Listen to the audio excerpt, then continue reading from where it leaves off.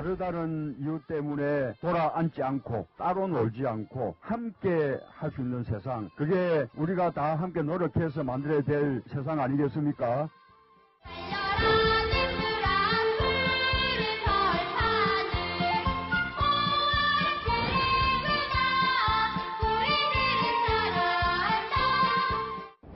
아이들 제대로 잘 준비할 수 있도록 그게 제 꿈입니다, 진짜.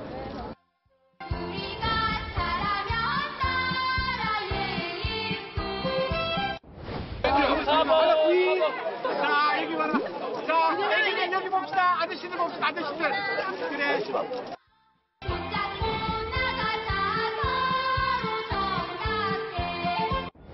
심상정 대통령 후보 직접 우리 어린이날을 맞이해서 어린이들과 기념사진 찍고 계십니다.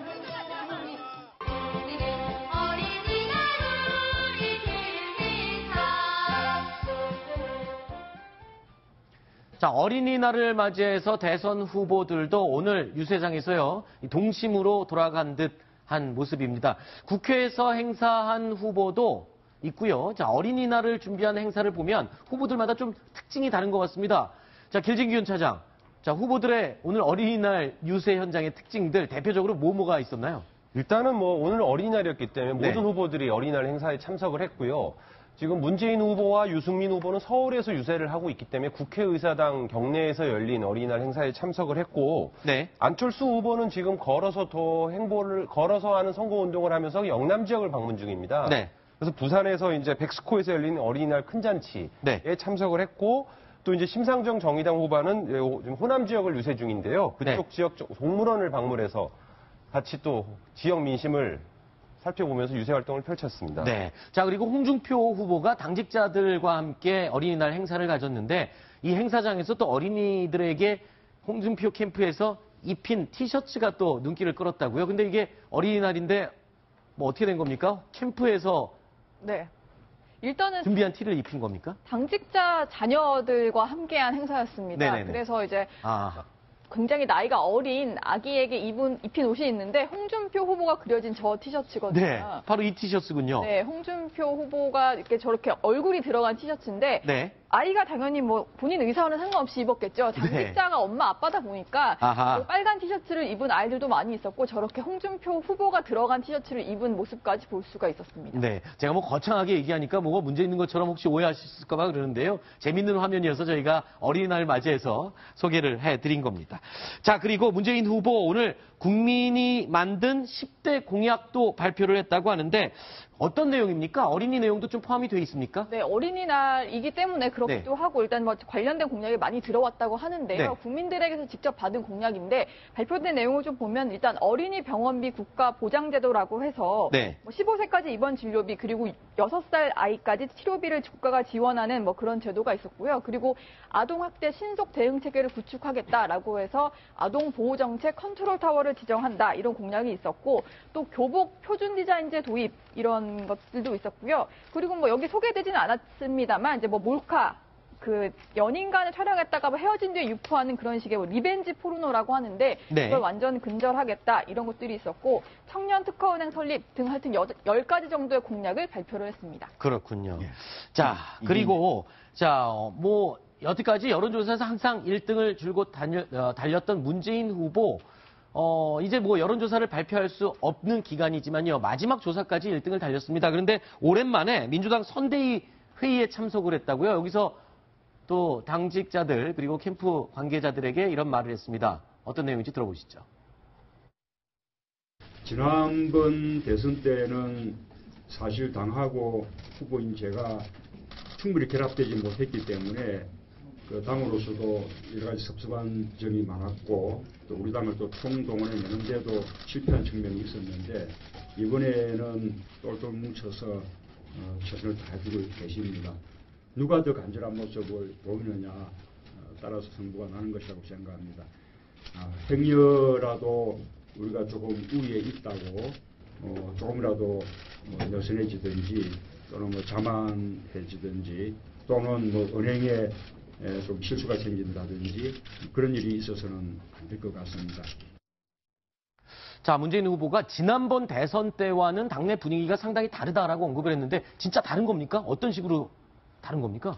다릅니다. 아, 그래요? 2012년도에도 제가 대선 취재를 했었고요. 네. 그때 당시 민주당 의원 분위기와 지금 현재 분위기는 정말 천양지차라고 할 정도로 네. 의원들이 아주 열심히 현장을 누비고 유세 현장에 참여하고 있습니다. 그야말로 지금이 똘똘 잘 뭉친다는 얘기군요. 그렇습니다. 문재인 후보가 직접 얘기했지만 그 당을 지난번엔 섭섭한 점이 당에서도 있었다라고 얘기하지 않았습니까? 네네네. 그때 당시에는 문재인 후보의 선대위, 사전 캠프와 당 선대위가 결합하는 과정에 약간 알력이 있었고요. 네. 무엇보다도 승산이 조금 차이가 있었습니다. 지금은 이길 것 같은 그런 분위기이기 때문에 네. 국회의원들 하나하나가 다 힘을 내고 신나서 열심히 하고 있으면서 더 많은 역할을 해서 또 새 정부가 출범했을 때 좀 더 네. 중요한 역할을 해야 되겠다는 그런 세속적인 욕망도 있을 거고요. 네. 그런 것들이 다 잘 융합이 돼서 지금은 2012년보다는 확실히 민주당 의원들이 더 열심히 현장을 뛰고 또 현대위에 참여하고 있는 것은 맞아 보입니다. 네. 그리고 또 지금 분위기가 좋기도 하겠지만 계속 줄곧 1위였기 때문에요. 하지만 지금 막판에 조금의 실수라도 해서 삐끗하면 안 되기 때문에 굉장히 몸을 낮추고 조심하는 분위기라면서요. 그렇습니다. 지금 속된 표현으로 다 된 밥에 코 빠뜨리면 안 되는 거 아니에요? 그렇죠. 그러니까 아직은 모르지만 1위를 계속 유지하고 있기 때문에 네. 이대로 가면 정권을 잡을 수 있다라는 기대감이 팽배해 있습니다. 네. 그런 와중에 혹시 누가 뭐 페이스북에 글을 잘못 올린다든지 네. 괜한 구설수에 올라서 혹시 일이 잘못되면 다 책임을 뒤집어 써야 되기 때문에 네. 다들 실수하지 말자 뭐 이런 네. 분위기도 있는 것도 사실입니다. 자, 그런데요, 오늘 우상호 원내대표가 홍준표 후보의 지지율 급상승에 대해서 우려 섞인 이런 말을 했습니다. 자, 홍준표 후보가 지금 같은 상승세로 막판에 보수가 총집결하면 위기가 올 수도 있다 이러면서요, 이런 말도 했습니다. 자, 샤이 보수를 4%에서 5% 정도로 보고 있다. 문 후보와 홍 후보가 오차범위 내에서 경쟁할 수도 있다. 아, 이게 조금 전에 말한 굉장히 몸을 사리고 조심하고 있다라는 연장선으로 볼 수가 있을 것 같아요. 네, 그렇습니다. 일단은 뭐 보수 결집을 위해서 홍준표 후보는 거기에만 초점을 맞춰서 선거 유세를 하고 있는데 네. 지금 저 말은 사실은 실제로 위기감을 느꼈을 수도 있지만 네. 이 정도로 우리가 위기라는 걸 계속 강조를 하면서 아하. 이제 약간 경고 신호를 주는 거죠. 그러니까 보수가 결집을 할 테니 우리 진영도 뭉치자.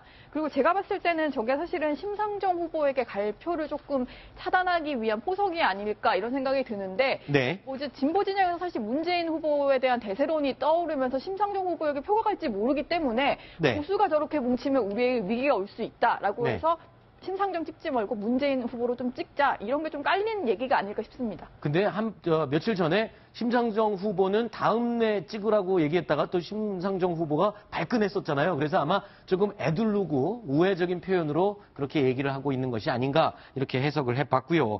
자, 그리고 또 지금 우상호 원내대표가 했던 말 중에 홍준표 후보와 문재인 후보가 오차범위 내로 겨룰 것이다. 이거는 실질적으로 마지막 여론조사 결과만 보고 봤을 때는 그렇게 현실적인 부분은 아니지 않습니까? 그러니까요. 지금 안철수 후보가 지금 끝까지 지금 완주를 지금 이야기하고 있고 네. 유승민 후보가 물론 지지율은 작습니다만은 하고 있는 이때 홍준표 후보가 선전을 하면 선전한 만큼 효과는 있겠지만 네. 그게 문재인 후보를 지금 위협할 만큼 그렇게는 되겠냐. 지금 그거는 진짜 우리 그 노원지 기자님 말씀대로 네. 이거는 진짜 이 부자 몸조심한다. 네. 이런 느낌이 드는 발언 같습니다. 네.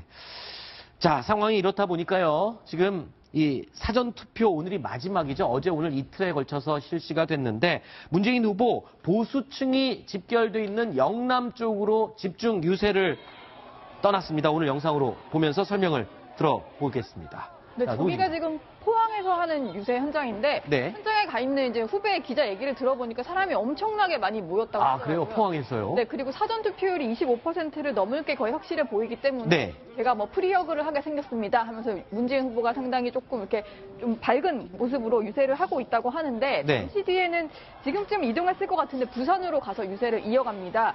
부산에서는 정통 야도가 바로 부산이다라고 얘기를 하면서 그리고 지금 사실 대선 후보들 고향이 부산인 경우가 많잖아요. 네. PK가 상당히 중요한 지역이기 때문에 여기로 이동을 해서 사실 보수 표심 마지막으로 좀 모으기 위한 유세를 이어갈 예정입니다. 네.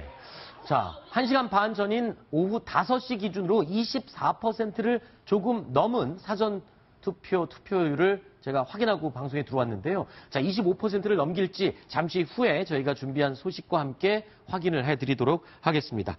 자, 그리고 홍준표 후보에 대한 얘기도 나눠보겠습니다. 홍준표 후보, 지금 내가 이렇게 굵은 선을 가진 사람이다, 강한 사람이다 라는 이미지를 보수층에 각인을 하는 유세를 벌이고 있습니다. 영상 함께 보시죠.